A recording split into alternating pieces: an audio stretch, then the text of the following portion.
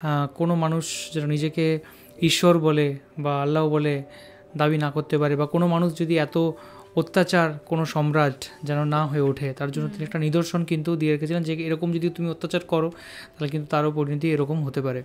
অদ্ভুত কান্নার আওয়াজ করলো ফেরাউনের লাশ। তো চলো দেখা যাক এই ভিডিওটা কি বলে। তো হঠাৎ করে দেখলাম, তো দেখার ইচ্ছে হলো, তো চলো দেখা যাক এই ভিডিওটা। আর এই ভিডিওটা কেউ রিকমেন্ড করেনি, জাস্ট আমি দেখছি। অনেকগুলো তো রিকমেন্ড করেন আপনারা সবাই, নিচে থেকে দেখি। প্রিয় বন্ধুরা, আশা করি আপনারা সকলেই ভালো আছেন, সুস্থ আছেন।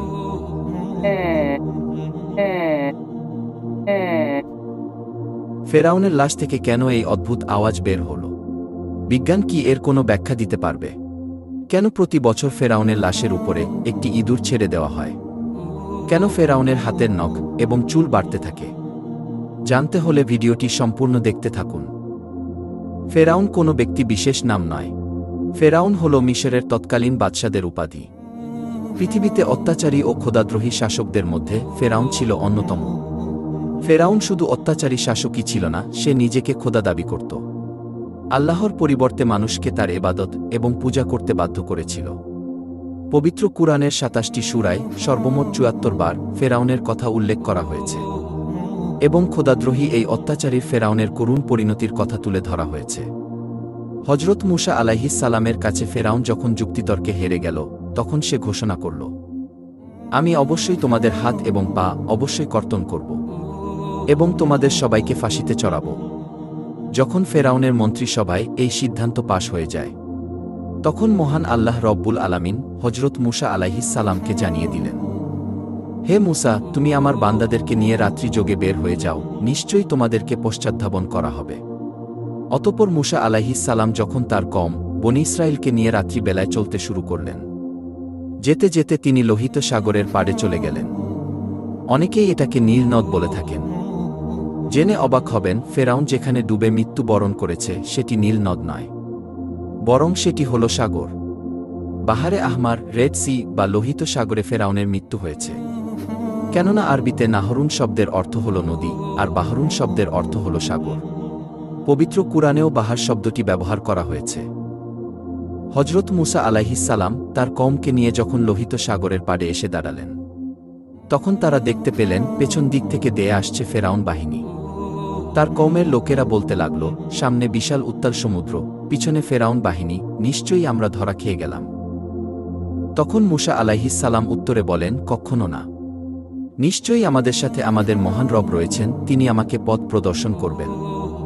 অতঃপর আল্লাহ তাআলা বলেন, হে মূসা, তুমি তোমার লাঠি দ্বারা সমুদ্রে আঘাত করো। সমুদ্রে আঘাত করার সাথে সাথেই সমুদ্রের বুক চিরে একটি বিশাল প্রশস্ত রাস্তা তৈরি হয়ে গেল। সাগরের মাঝে রাস্তার দুই পাশে পানি দুই ভাগে বিভক্ত হয়ে সুউচ্চ পাহাড়ের মতো দাঁড়িয়ে রইল। আমরা অনেকেই জানি লোহিত সাগরের গভীরতা প্রায় ৪ থেকে ৯,০০০ ফিট। সুতরাং সমুদ্রের তলদেশের মাটি প্রকাশ পেয়ে দুই পাশের পানি প্রায় ৯,০০০ ফিট উঁচু হয়ে দাঁড়িয়েছিল। শুষ্ক সেই পথ দিয়ে মূসা আলাইহিস সালাম এবং তার কওম খুবই স্বাভাবিকভাবেই সমুদ্র পাড়ি দিয়ে ওপারে চলে গেল। ফেরাউন এবং তার দলবল এসে যখন দেখতে পেল লোহিত সাগরের মাঝ বরাবর একটি বিশাল রাস্তা হয়ে গিয়েছে, তখন ফেরাউনের উজির হামান বলতে লাগল, আমরা ইতিপূর্বে লোহিত সাগরের পাড়ে এসে দেখেছি, কখনো রাস্তা ছিল না, কিন্তু এখন কিভাবে রাস্তা হলো? ফেরাউন তখন উত্তর দিল, এই রাস্তা নাকি সে নিজে নির্মাণ করেছে। আল্লাহ তাআলা পবিত্র কুরআনে বলেন, আমি বনী ইসরাইলকে সমুদ্র পার করে দিলাম। কিন্তু ফেরাউন ও তার দলবল বনী ইসরাইলের পিছু ধাওয়া করল। ফেরাউন তার দলবল নিয়ে যখন সমুদ্রের মাঝপথে এসে উপনীত হল, তখন আল্লাহ তাআলা সমুদ্রকে স্বাভাবিক হওয়ার ঘোষণা দিলেন, ফলে পানি তাদেরকে ডুবিয়ে দিল। তৎক্ষণাৎ ফেরাউন বলতে লাগল, আমান্তু, আমি ঈমান আনলাম, লা ইলাহা ইল্লাল্লাহ, আল্লাহ ছাড়া কোনো মাবুদ নেই।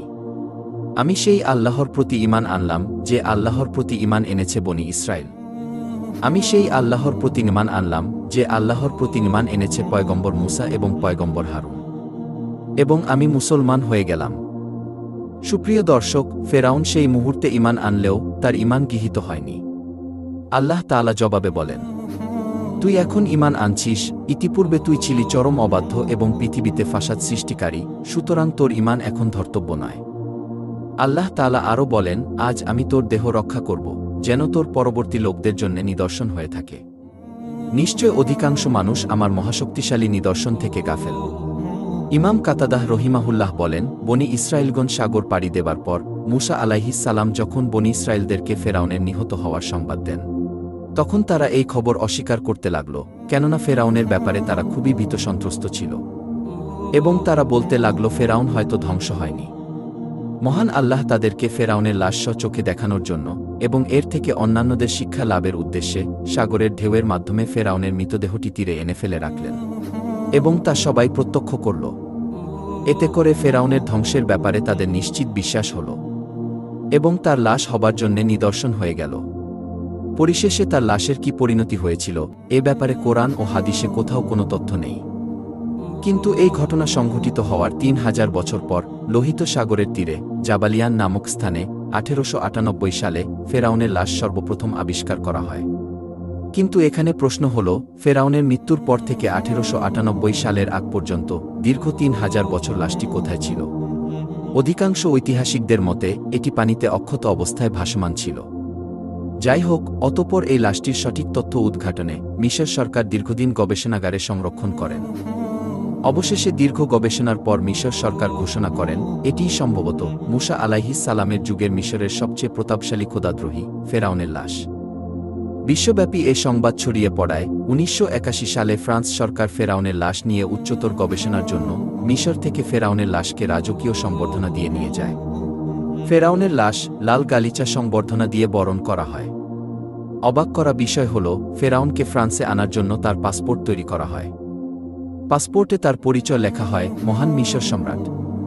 এটা করা হয়েছে কারণ ফ্রান্সের আইন অনুযায়ী জীবিত কিংবা মৃত কেউ ফ্রান্সে পাসপোর্ট ছাড়া ঢুকতে পারে না। তাই এই নিয়ম মেনেই তাকে ফ্রান্সের ল্যাবে হাজির করা হয়। সেখানে বিখ্যাত সকল সার্জন ও বিজ্ঞানীরা সারারাত গবেষণা করে আবিষ্কার করেন এই লাশটির মৃত্যু হয়েছে সাগরে। তার শরীরে লবণের কণা পাওয়া গিয়েছে। সাগরে ডুবে মরা ছাড়া এমন সামুদ্রিক লবণ কণা পাওয়া সম্ভব নয়। এছাড়া তার কয়েকটি হাড্ডিতে চোটের চিহ্ন প্রমাণ করে বড় বড় ঢেউ রুখতে গিয়ে তার এই অবস্থা হয়েছে।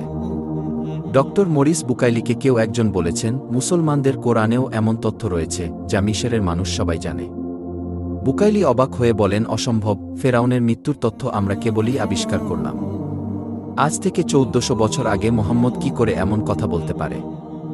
পরবর্তীতে তিনি পবিত্র কোরআন খুলে নিজে যখন এসব আয়াত দেখলেন তখন তিনি খুবই হতবাক হয়ে গেলেন, সত্যিই তো হুবহু মিল রয়েছে। অতঃপর তিনি ইসলাম ধর্ম গ্রহণ করে নিজেকে ধন্য করেন। অবশেষে যখন বৈজ্ঞানিকভাবে প্রমাণিত হয়ে যায় এটি হল মুসা আলাইহিস সালামের যুগের পাপিষ্ঠ ফেরাউন, তখন মিশর সরকার লাশটিকে কায়রোর জাদুঘরে রাজকীয় মমি চেম্বারে একটি কাচের ফ্রেমে প্রদর্শনের জন্য সংরক্ষণ করেন। তবে দেহটি কোনো বিশেষ ব্যবস্থায় মমি করা ছাড়াই সংরক্ষিত আছে। বিজ্ঞান যার কোনো ব্যাখ্যা দিতে পারেনি। কিন্তু অবাক করা বিষয় হল, ফেরাউনের লাশের কিছু অংশে অলৌকিকভাবে গোস্ত বৃদ্ধি পায়। আর প্রতি বছর মার্চ মাসের ১৫ তারিখ লাশের উপরে একটি ইঁদুর ছেড়ে দেওয়া হয় এবং ছেড়ে দেওয়া ইঁদুর সেই স্ফীত গোস্ত খেয়ে সাবার করে।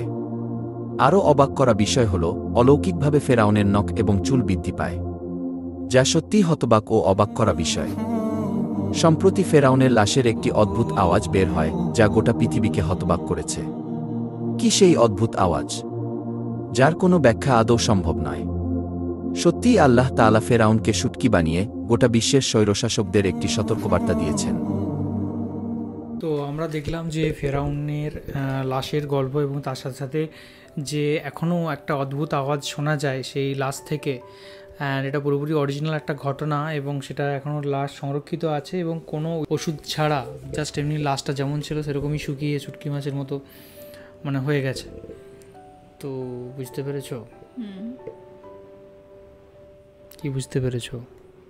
এই দেখতে পেলাম যে ফেরাউন সে কতটা অত্যাচারী ছিল। অত্যাচার করতে করতে সে সমুদ্রে মানে সেখানে জলে ডুবে মারা যায়, কিন্তু মারা যাওয়ার পরেও তার যে বডিটা রাখা হয়েছে তাকে কোনো কিন্তু বরফে রাখা হয়নি, এমনিতেই রাখা হয়েছে, এমনিতেই আছে। আবার মাঝে মাঝে নাড়াচাড়া করে কথা বলে। এটা একটা আমার মনে হচ্ছে যে কিছু একটা আশ্চর্যজনক কথা বলে। কে কথা বলে? ফেরাউনের মধ্যে আছে, মানে কথা বলে নয়, মাঝে মাঝে আওয়াজ করে, বললো না আওয়াজ করে, ইঁদুর ছেড়ে দেয়। আর তার যে শরীরটা তাকে কোনো কিন্তু বরফে রাখা হয়নি, এমনিতেই মানে সেই একটা সেই কঙ্কালের মতোই থাকে, কিন্তু সেটা কি করে আওয়াজ করে একটা মনে হচ্ছে যে ফেরাউনের মধ্যে একটা রহস্য আছে, সেটা মৃত্যুর পরেও আছে। একদম। অ্যাকচুয়ালি ফেরাউনকে আল্লাহ শাস্তি দিয়েছিলেন এবং তার যে লাশ যেটা সেটাকে সংরক্ষিত করে রেখেছিলেন এটার জন্যই, যাতে ভবিষ্যতে মানুষ দেখতে পায় যে কোনো মানুষ যেন নিজেকে ঈশ্বর বলে বা আল্লাহ বলে দাবি না করতে পারে, বা কোনো মানুষ যদি এত অত্যাচার কোনো সম্রাট যেন না হয়ে ওঠে, তার জন্য তিনি একটা নিদর্শন কিন্তু দিয়ে রেখেছিলেন যে এরকম যদি তুমি অত্যাচার করো তাহলে কিন্তু তারও পরিণতি এরকম হতে পারে। তো এটা কিন্তু নিদর্শন আল্লাহ দিয়ে রেখেছিলেন বা ঈশ্বর দিয়ে রেখেছিলেন। স্বর্গেও মানে সেই মৃত্যু আর জন্মের একটা মাঝামাঝি জায়গায় রয়ে গেছে, তার হ্যাঁ তারা জন্ম হবে না আর মৃত্যু যে আমাদের হয় একটা আত্মার শান্তি, মৃত্যু তো হয়েছে, মৃত্যু হয়েছে কিন্তু তার হচ্ছে আত্মার যে শান্তি সেটা ঠিকঠাক ভাবে হয়নি, একটা মাঝের অবস্থায় থেকে গেছে। যেমন সেই মাছ শুকিয়ে শুকিয়ে কোনো মাছ হয়ে যায়, একটা সেই ছটপট করতে করতে সেই রকমই সেই ছটপটের অবস্থাটাই মাঝে আটকে রয়ে গেছে মৃত্যুর পরে, সেটা শান্তিও হয়নি জন্মও হয়নি। একদম। তো চলো, এই ছিল আজকের ভিডিও। আমরা দেখলাম ফেরাউন লাশের অদ্ভুত কান্নার আওয়াজ। আর আপনাদের কীরকম লাগলো ভিডিওটা সেটা অবশ্যই জানান। আর এই যে কাহিনী সেটা সত্যি অনেক ইন্টারেস্টিং ছিল। আমরা আগে হালকা ফুলকা জেনেছি আরও কয়েকটা ভিডিওর মাধ্যমে, আজকে আরও ভালো করে জানলাম জিনিসটা। কান্নার আওয়াজ কিন্তু শুনতে পাইনি, বলবো যে কান দিয়ে একটা আওয়াজ শোনা যায়। তো চলো, এখনকার মধ্যে পর্যন্ত দেখা হবে আবার পরবর্তী ভিডিওতে। সবাই খুব ভালো থাকবেন, সুস্থ থাকবেন, দেখতে থাকবেন আমাদের চ্যানেলটা। টাটা।